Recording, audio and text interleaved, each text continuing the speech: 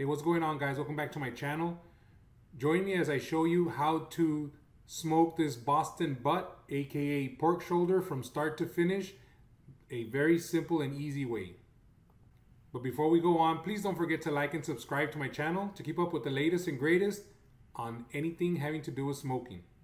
So the preparation starts the night before. You will need of course, your Boston butt, aka your pulled pork or your pork shoulder. You're gonna need a knife and some mustard and your favorite seasoning.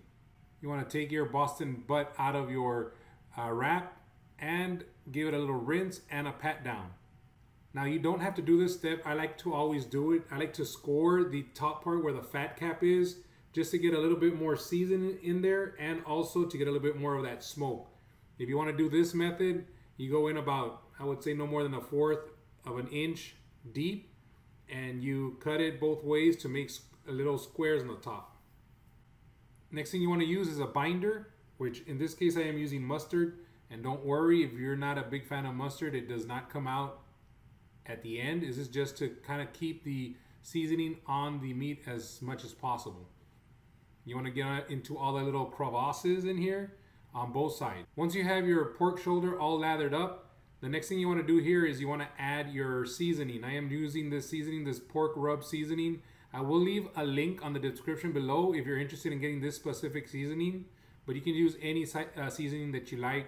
You want to make sure you get it into all the little crevices here so that it can get as much flavor as possible. You want to season it fat side first and then start making your way to the other side by getting all the sides before you get to the top part. Once you have your seasoned pork butt, the next thing here to do is to put it in a type of container, and it's gonna sleep overnight in your refrigerator. All right, right here what I'm doing is I'm getting my smoker ready.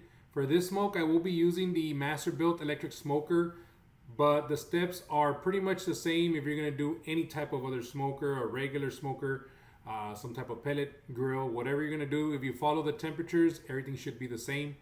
For this specific one, I will be setting it, for this smoke, I will be setting it at 250 degrees. And I am going to wait until my meat hits a temperature of 200 degrees Fahrenheit as an internal temperature before I pull it out. So all I'm doing here is I'm getting my smoker ready. I'm setting it at 250. There is a water pan that I will be adding water to. You always want to have moisture in your smoker to make sure that it doesn't dry out on you while you're smoking. For this specific smoker, just got to make sure I dump out the ashes. I don't want that to be something that's in the way later on in the smoke, preventing the chips from not smoking. So now what I'm doing here is I'm putting my Boston butt or pork shoulder inside my smoker.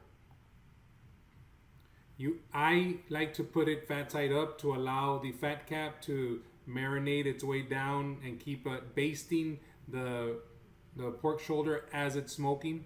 This Masterbuilt electric smoker does come with its own meat probe, but I like to use my very own from Thermoworks. It's called the Signals. I will leave a link on the description below if you guys are interested. It is worth the investment to have this type of temperature monitoring system, because you are allowed, or you can not only be inside your house, but you can also run some errands, and you'll always be linked to the internal temperature of your meat. For this smoke, I am using apple chips.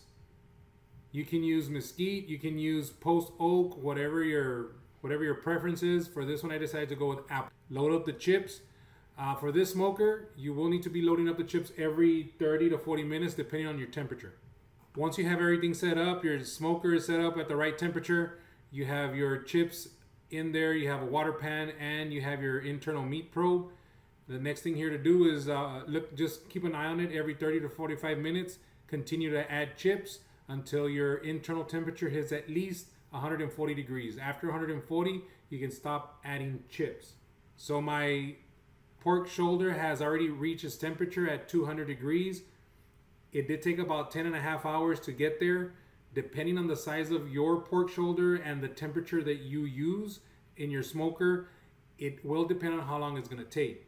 If you have a bigger pork butt, it's going to take a little bit longer, or if you are smoking at a lower temperature or a higher temperature, that also varies. So you want to give yourself at least an hour per pound as a safety net in regards to that. But this is what she looks like, guys. She looks actually pretty good, but we're not done yet. The next thing here to do is to wrap it in foil and let it sit or let it rest for at least roughly, you have to give it at least about an hour. If you can wait at least 2 hours before you start pulling this baby apart. Using this heavy duty aluminum foil. I will, again, all these products that you see, I will have the descriptions on the links in the description below. Please, if you're interested, click on those links. It does help my channel out. I am an affiliate with most of these companies, so it kind of helps out a little bit on my end. What I'm going to do here is I'm going to wrap this baby up. We're going to leave it inside a cooler for at least an hour, but if you can, give it 2 hours. A nice tight wrap. Put it in it doesn't have to be a fancy cooler, just a regular cooler, just letting it sit. So I let mine sit for about an hour before I started opening it up. Just a piece of advice here: do not try to go in as soon as you open it up. Do not try to go in and start messing with it. It is going to be kind of hot. Once you open it, your foil paper, you might want to let it sit another 10 minutes on its own, so you can kind of, the temperature of the meat kind of goes down a little bit. This is a bone-in pork shoulder, and if done correctly, the bone should be coming out fairly clean. As you can see here, it's pretty clean. Let it rest for a couple of minutes, at least 10 minutes. And then I got these Wolverine claws, these meat claws that I like to use. They come in pretty handy. Get yourself a bowl or something where you're going to be able to put all this meat that you're going to be pulling apart. And the last thing you want to do here is the fun part, is actually pulling the pork apart. If done correctly, if smoked at least at 200 degrees, this shouldn't be that hard to do. It should just kind of like shred on its own. So you want to get sections at a time. You don't want to do everything at once, because it will get kind of messy on you. So just kind of shred it. It depends on your preference on your shredding. If you want it coarse or if you want it fine, you will keep on going at it, shredding it. But for me, I think just shredding it apart a little bit is fine. You take them in sections. You don't want to do all at once, and you keep on shredding until you're done with the whole thing. The rest of this video is just me shredding this pulled pork apart. If you did enjoy this video, if you did learn something new, if I did entertain you, please don't forget to like and subscribe.